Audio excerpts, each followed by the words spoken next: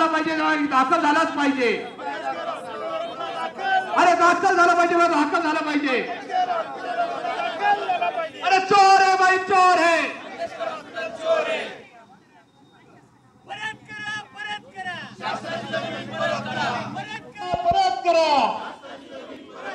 परत करा, परत करा।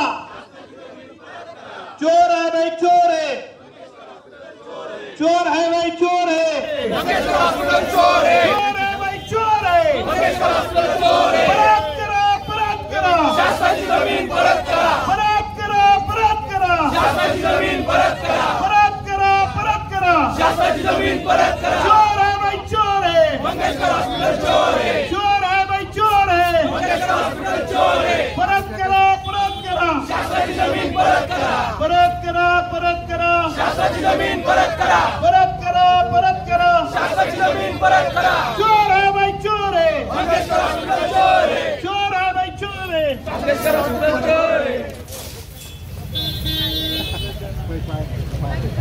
अरे परत करा, परत करा। शासनाची जमीन परत करा, परत करा, परत करा। आमच्या मागण्या बऱ्याचशा आहेत, ज्याच्यामध्ये या सगळ्या प्रकरणामध्ये ज्या महिला भगिनीचा मृत्यू झालेला आहे त्या महिला भगिनीच्या मृत्यूला जबाबदार असणाऱ्या डॉक्टर कांगणे, डॉक्टर गैसास आणि त्याच्यामध्ये लेबर रूमच्या ज्या गोसाई मॅडम आहेत यांच्यावर सदस्य मनुष्यवधाचा गुन्हा दाखल करण्यात यावा।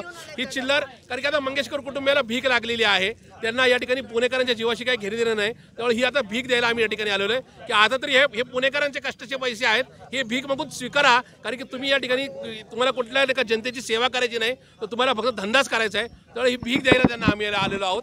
त्याचबरोबर म्हणून या ठिकाणी पुणे महानगरपालिकेने 27 कोटी रुपयाचा टॅक्स वसूल करण्याकरता या हॉस्पिटल लगेच सील लावावं। त्याचबरोबर पुणे पोलिसांनी गैसास असतील, गोसाई मॅडम असतील किंवा कांगणे मॅडम असतील यांच्यावर सदस्य मनुष्यवधाचा गुन्हा दाखल करण्यात यावा। आणि सगळ्यात महत्त्वाचं म्हणणं, हे हॉस्पिटल चॅरिटेबल एक हॉस्पिटल आहे, ह्या हॉस्पिटलला दिलेली जमीन ही पुणेकरांची, महाराष्ट्र शासनाची आहे। तत्कालीन मुख्यमंत्री मान्य शरद पवार साहेबांनी ही जमीन पुणेकरांच्या भल्यासाठी दिली होती, ती जमीन परत घ्यावी, अन्यथा मान्य मुख्यमंत्री देवेंद्र फडणवीस यांनी या जमिनीचे हजारो कोटी रुपये यांच्याकडून वसूल करून हे पुन्हा शासनाच्या तिजोरीत जमा करावे। एक आहे ज्या नका देवेंद्र फडणवीसांनी यांना काल परवा परत सवलत दिली आहे, त्या देवेंद्र फडणवीसांच्या पंतप्रधान नरेंद्र मोदी यांची आयुष्यमान भारतची योजना इथं स्वीकारली जात नाही। महात्मा ज्योतिबा फुलेंच्या नावाची जी महात्मा फुले योजना आहे ती स्वीकारली जात नाही। एक प्रकारे हे हॉस्पिटल हे राज्य सरकारला, केंद्र सरकारला, पुणे महानगरपालिकेला चॅलेंज करत आहे की आम्ही हो इथं धंदा करायला आलेलो आहे, आमचं नाव मंगेशकर आहे, तुम्हाला जे काय वाकडं करायचं ते करा, आणि शासनामध्ये यांना धाक दाखवण्याची धमक नाही, ही सुद्धा वस्तुस्थिती आहे। हे का लता दीदींचं नाव विश्वामध्ये आहे, पण लता दीदी ह्या लता दीदी होत्या, त्याच्यामुळं त्यांच्या नावाचा वापर करून मंगेशकर कुटुंब पैसा कमवण्याकरता, धंदा करण्याकरता या ठिकाणी त्यांच्या नावाचा गैरवापर करते, आमचा थेट आरोप आहे। तेच मान्य देवेंद्र फडणवीसांनी मागच्या 2 महिन्यापूर्वी एक जमीन दिलेली आहे, त्या जमिनीचा सुद्धा या ठिकाणी कुठेतरी एका गैरवापर होतोय, त्याच्यामुळे त्या ठिकाणी देवेंद्र फडणवीसांनी ही जमीन परत घ्यावी, ही सुद्धा आमची आग्रही मागणी आहे।